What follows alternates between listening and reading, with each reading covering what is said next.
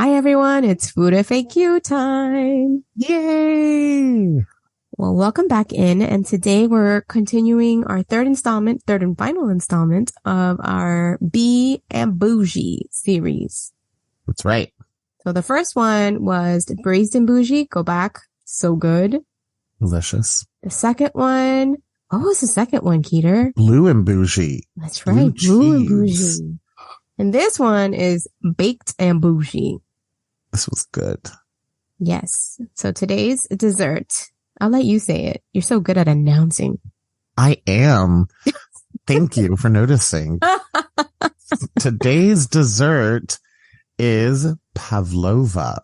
And you know, I think it's Australian, right? And it was made. Is it really? Yeah, it's Australian, and it was made when a Russian ballerina she was famous. Pavlova was her last name, and she went to visit them, and they created this dessert in her honor. Well, it was delicious. So pavlova is delicious, 1, and 2 has very simple ingredients, which is why we chose it. And 3, it is a fucking showstopper. Yes. If you've never had pavlova, Keeter, how would you tell somebody what it's like? You know, pavlova is basically just a layer of meringue. Mm-hmm. Crunchy. It's crunchy, but it's also kind of soft in the middle. Yes, it almost gets like a chewy texture. Yes. And then on top, you have like a cream layer. Mm-hmm. And then on top of that is really kind of up to you. Whenever I've had pavlova at a restaurant, it was usually like the meringue, a cream layer, and then like a lemon curd. Which is on the delicious. top, which is very good. But pavlova, you can really have anything as that top layer. Right. And so, you know, you and I kind of went for like a little bit of an autumnal topping for this. In honor of your basic bitchness this fall. You know what? It's beautiful. It's a beautiful thing. I'm all in. I know you are. And in a couple weeks, you're going to experience the basic fall experience. I know you don't get in Florida. You're going to experience a basic fall experience. I need a PSL as soon as I land. We are going to get you PSLs, and I'm telling you, we're going to wear matching sweatsuits because we're basic, but we're also comfy basic. So we're not going to be dress up basic. We're going to be comfy basic. Oh, I'm so excited. I cannot. And I'm very excited for this. And the leaves are starting to change. It's cool outside. So how do we make it autumnal? We made it autumnal we did poached pears as the topping. So and good. Let me tell you something about poached pears really quick before we get into this pavlova. I can eat those fuckers me too, just on its own. They are more phenomenal than I had never made them. I've had them, of course, I've had them, but I've never made them either. Yeah. And I was surprised at really how underrated they were by me. Yeah. Until I made them myself. Oh my gosh. Like a poached pear with like a scoop of vanilla ice cream. So classy too. Yeah, that is super like Ina would serve a poached pear. She would. With ice cream with all her very good looking gay friends. Well, she would serve it. Jeffrey's coming home, you know. Then there's nobody. It's just her and the poached pears. This is her and the poached pears. But the poached pears are really good. They added such a wonderful topping to it. Yeah. And the texture and everything. So, but I'm really excited. Let's get into pavlova, Mariela. Okay. So this recipe is from Zoe Francois, which has a show on HBO, which I've referenced before, called Zoe Bakes. And I really like her show because she's like a cool older lady with gray hair. And I really like gray hair. I think it's kind of cool when women do that. So I kind of like that vibe. And she lives somewhere in like Minnesota or something, which she makes it look freaking amazing, by the way. I'm like, I told Eric I wanted to go to Minnesota, and he was like, bitch, it is too fucking cold.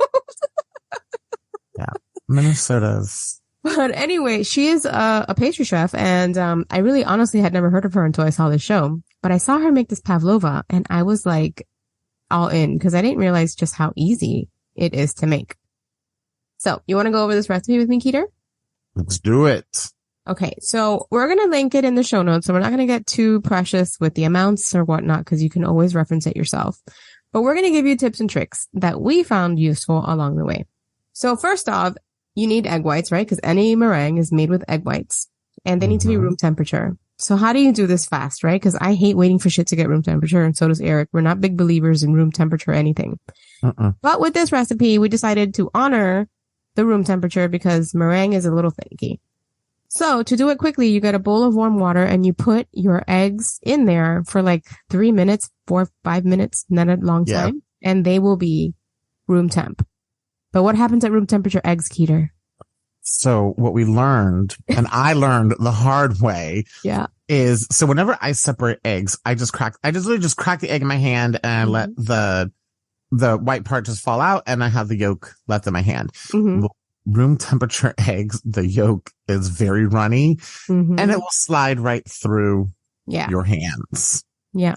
So I use the shell method. Like I crack it in half and then I go from one half to the other half. That's what I do. That helps me a little bit too, to cup it that way. Think about that. I just worked fast. I know you do. You're a beast. You're a mad scientist cook, which I love. But yeah, there's that. And then you're going to need salt, cream of tartar. We don't like to make you get ingredients that you're not going to use a lot of, but there's just like no way around it. You need the cream of tartar. It helps the meringue to be strong. It does help the meringue. Now, I was reading about cream of tartar because when I went to go get this one item that I'm probably going to have now in my cupboard forever. Yeah. We're going to find something to use this shit with because it's going to be in there forever. Yeah. What I did learn is that cream of tartar. So we use cream of tartar because we wanted to honor the recipe fully. So we use cream of tartar. But what I did learn is cream of tartar is fully optional to make it a meringue. Right. What cream of tartar does, it actually really helps if you have older eggs. Right. Like eggs closer to expiration. It's going to help it it's going to help the firmness of the meringue. So if you don't have cream of tartar, it's not a big deal. You can still make the meringue. Right. It's just gonna, they really should probably be newer eggs, not closer to their expiration dates. And I mean, eggs kind of last forever. So when we buy them at the store, we really don't know how old they are, to be honest. We don't really know. So you can make it without, but if this is your first time, cream of tartar isn't that expensive, honestly. No, it's a couple dollars and it's like a little tube of it. Yeah. So then you're going to need some water. You're going to need superfine sugar. What is superfine sugar, Eric? It is sugar, regular sugar that you put into I just put in my blender. Me too. Yeah, I just put in my blender, just did it for a couple moments. Yeah. And that was it. It up and it makes the granule smaller, which helps the meringue get along faster. So please do this step. Don't skip it. I have skipped it and I have regretted it. I have made meringue before without superfine sugar and you are right. It's a much smoother consistency and the meringue because meringue does take a hot minute to get to like where we need to get to. It does. But it was a smoother consistency of the meringue and the sweetness was more consistent. So I do agree. Superfine sugar. And again, I only had the organic sugar from Trader Joe's, which I actually don't like or I don't like to bake with. Yeah. And so it's the larger granules, but yeah, just put it in a blender food process for a couple moments. Don't make it into powder. Right. But just put it for a couple moments and you can just feel it when it's really fine and 2 minutes in a blender. Yeah. You're going to need vinegar, which I think most people have. You can use any kind, white wine, cider, distilled, whichever you have. Vanilla extract, which you should have, and cornstarch, which I really love putting in my chocolate chip cookies. Eric doesn't care for it so much, but I always have cornstarch. So, okay, you put your eggs in your blender, your cream of tartar, your salt, you whip it until it's mid peaks. Easy peasy. The machine is doing the work. You're going to need a machine for this. I don't know. I think. When you do it by hand, it's going to take a very long time and a very strong hand. Yeah. Or you can do it with your little blender, your hand blender if you want, but it's going to take you a fuckload of time, but it's up to you. Like, it's worth it at the end, I think. Right. I use my stand mixer. Yeah. Because it was just easier. Yeah. So you do that until you get mid peaks. Then you go ahead and you slowly spoon in the water. And the water in the eggs kind of like was revolutionary for me because I thought it was just going to separate and be goopy and disgusting, but it fluffed it up almost. It was like a revelation. So you leave it on medium so that you have your stand mixer going and you take your 3 tablespoons of water and you just slowly, I put my 3 tablespoons of water in like a little cup and I just like would like let it, just slowly stream in. And all of a sudden the meringue became very shiny and just there was like this sheen to it. It was really neat because when I was slowly putting it in, I was thinking this is going to separate the eggs. Like in my head, I'm like, it's going to separate it. It's going to deflate it. Meringue is really picky. Yeah. So I was like, it's going to do something really weird. No, it just became like this sheen. And I'm just like, holy Hannah. You sound like we're in like the choir tabernacle. Holy Hannah. I got holy Hannah from you. years ago. Okay, so I got so Holy Hannah good from when you. you say. My mom loves it when I say Holy Hannah. Okay, and then when you put in your sugar, don't just lump it in there. You need to put it in slowly, like drizzle it in, and don't overwhelm the meringues with the sugar because you're going to deflate your eggs. You need to like very slowly drizzle it in. You're not in a rush here, okay? It's gonna all happen. You don't have to put in that much effort. Like this is where your effort really goes in. It's on the front end. Right. Then you're going to go ahead. Once that develops into a strong meringue, you're going to add your vinegar and your vanilla. You're going to beat that in, and then you're going to take all of it off, right? So you're going to have your beater in your hand, and then you're going to drizzle in the cornstarch, and using your hand and, holding the beater, you're going to fold in the cornstarch. Mm-hmm. Did you do it this way? Yeah, I did. Yeah, because that's the way Zoe does it on her show. And so I did what she does, and it really does work. And that cornstarch adds a gooiness to the meringue once it's baked that I think is that's the secret, I think, to this meringue. Yeah, it is. So then you're going to bake it for a really long fucking time. Okay. I think it's I forget what the degrees are. I think it's 3, 2. So you bake it. So when you put the meringue in, so of course you're going to put the meringue on parchment paper on your baking sheet. True.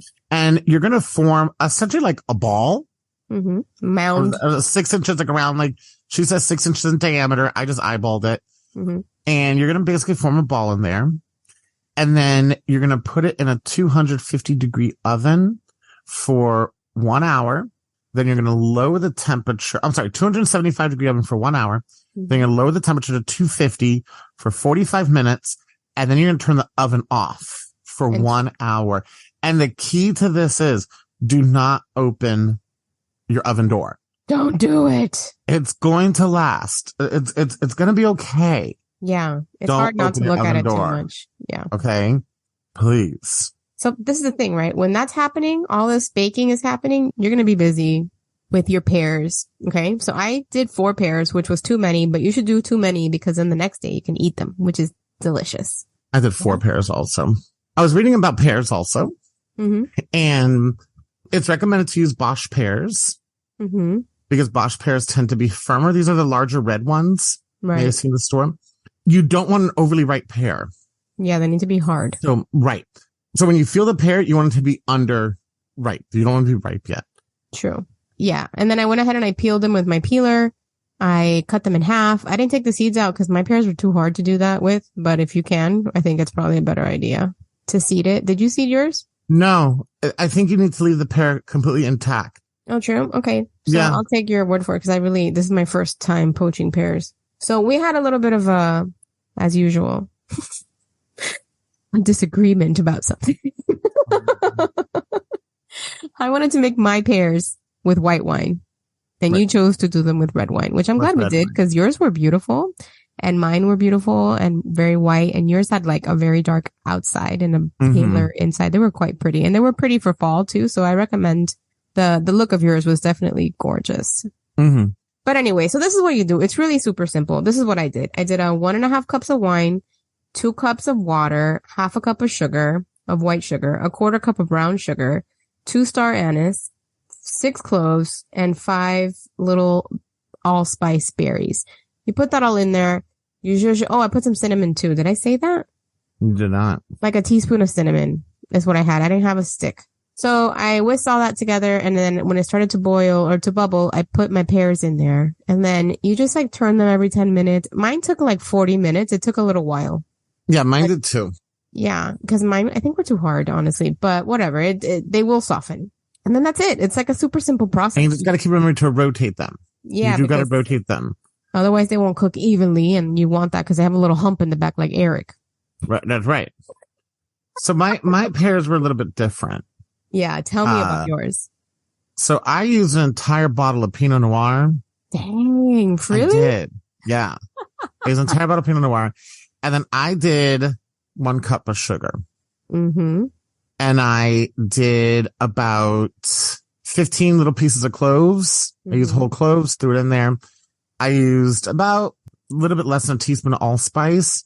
And I used 4 cinnamon sticks. And I broke cinnamon sticks up in 2. So it was 8 little cinnamon sticks floating in there. And again, same thing. I got it up to a boil, put my pears in, and then I turned it to medium high. And then about every 5-10 minutes, I went ahead and I flipped the pears around. And it took about 40 minutes. Basically, you just want to take like a little knife and just pierce it. And if it can go through without any give, it's done. And then I took them out. And one thing I did learn about the pears is you can make the pears overnight. You can make the pears for the next day. True. And that is one thing that I did learn. The other thing I did learn about pavlova is once you turn the oven off, by the way, you can actually just leave it in the oven overnight. Yeah. It can stay there because it's now just drying out. It's completely dried at this point. So this is about a 3-hour process to get this thing baked. So this is obviously a weekend task, but if it's something that you're making that you want to bring to the office the next day or things like that, I was reading you can leave it in there overnight. Yeah. And they say to leave the oven light on because it provides just enough heat to kind of keep it from getting moist or, letting the moisture get to it. But you cannot assemble this and then take it somewhere the next day. No, you gotta assemble it. You gotta assemble it when you're there. This is really not a traveling dessert. I would say it's not. I think this is really not a traveling dessert at your house when you're ready. But beautiful. Holy Hannah. Like this is like a dessert where people are going to be like, what is that? Like I think you think most people have had a pavlova? I don't think so. I don't think it's not exactly like a common. It's one of my favorite desserts. Me too. It's not like a common thing you see at most restaurants and stuff like that. Something very specific. But we forgot the other part, which is now we have to make the whipped cream. Right. And the whipped cream situation, it has to be lightly, in my opinion, lightly sweetened because if it's not, it's going to compete with sweetness with the meringue, which is sweet enough, and the pears, which are sweet enough. Yep. If you just like lightly, I put about, I want to say it was like a cup of cream and like an eighth of a cup of brown sugar. It was very lightly sweetened for me, but it was right there bordering between like too sweet and sweet enough. It was like a beautiful balance. And so I recommend that as well. This is a bougie ass dessert because honestly, you know why restaurants don't serve this shit? Because it is fucking hard to keep. Yeah. So once you assemble your pavlova lasts like maybe a day. The clock starts ticking. And that's it. So you have your pavlova, and then what you do is you go ahead and you put that beautiful whipped cream on there. And then I sliced up my pears, aligned my pears on there. And something you and I both did is we took the sauce that the pears were cooking and the wine and I reduced it. Yeah. I mean, like a syrup. And then I reduced it. I brought it to a boil and I reduced it. And then I just took a spoon and just ladled some of it on top of the pears and it permeated to the cream. Oh my God. I just thought of like, what? Oh, I could have put that juice inside the whipped cream. You could have, but you don't need to. Honestly, you don't. No, you don't need to, but it's a pretty factor too. I guess I like the drizzle person. I'm a drizzle kind of girl. Why are you laughing? It's just weird to hear that. I don't know why. They're a drizzle kind of girl. Yeah, so I really appreciate the drizzle. And I like how it just goes over the side of the pavlova. My mind is in a wrong moment. Yeah. You are like, we're thinking about other things. But anyway, this dessert is super fancy. You can make this to entertain. You can make this to wow. And it's just eggs and sugar. Basically. Yeah. A little cream, a fruit, some wine. Like, honestly, the ingredients are cheap. They're easy to come across. Yeah. And you will not regret making this. I promise. Like, I know it seems a bit tedious, and it is. Honestly, I'm not going to lie. It is definitely a process, but it's not hard work. No, it's not hard work. It's a little busy work, but the pavlova basically cooks itself. You just got to be very mindful of the low temperature. I will say how easy it was to cut into it. It cut into it and it formed in perfect slices for me. But can I just say that bite, you get the soft wine pears and you get the cream and then the meringue. Like I said, it's like crunchy, but then it has like this chewy to it. A little goo in the middle is so good. It was delicious. Like I ate like half the pavlova and like that night. Now, like the sad part is, I made a whole pavlova. You made individuals, and the pavlova the next day was basically flattened and done. Disintegrates. Yeah. Right. So I think if this is something you want to try to keep for a day or two, I think do what Mariela did, which she made little individual ones and then you put the topping on it right before you serve it. And that's going to give you what you want. some time to do this. Yeah. So this is the end of our bougie recipes, which I kind of love. We ended on this sweet note because this is one of my favorite desserts. And I love that you made it too, because you had never made it before. And I really wanted you to try it. And you called me, you FaceTimed me, stuffing your face full of pavlova. I did. Mariela, I can't believe this. I was like, this shit's fucking delicious. Like, I'm like eating pavlova, like with like 2 spoonfuls at a time. Like, I couldn't get it in my mouth quick enough. Yeah. And my kids, honestly, each of them ate 2 and they're little. That's great. Yeah. That shit it's freaking phenomenal. Listen, when food passes a kid test, it's good. It's good because kids are picky. And when food passes a kid, I mean, your kids have a more open palate though, but when kids say it's good, it's good. It's good. Mariela, this was great. And I'm so happy you picked this because this was like chef's kiss. Perfect. And I want everybody to try this. Please try this. Please try this. Okay, you guys, we hope that you have loved our bougie series because I've been having a good time making something a little bit fancier, especially now I'm spending so much more time in the kitchen. Don't forget to go ahead and drop us a line and to leave us a review, a 5-star review on your Apple podcast player. And if you don't know what to say, just like tell us what your favorite appetizer recipe is. That's cool with us. Communicate. Right. Or just say pavlova number 1. Yeah. It doesn't matter, guys. We're a team pavlova. 1,000%. Yeah. Team pavlova. All right, you guys. We're going to give you lots of information in the show notes. And don't forget to subscribe to our newsletter so you can get some of our recipes directly in your inbox. We love you guys and we hope you have a fantastic week. Take care. Bye-bye.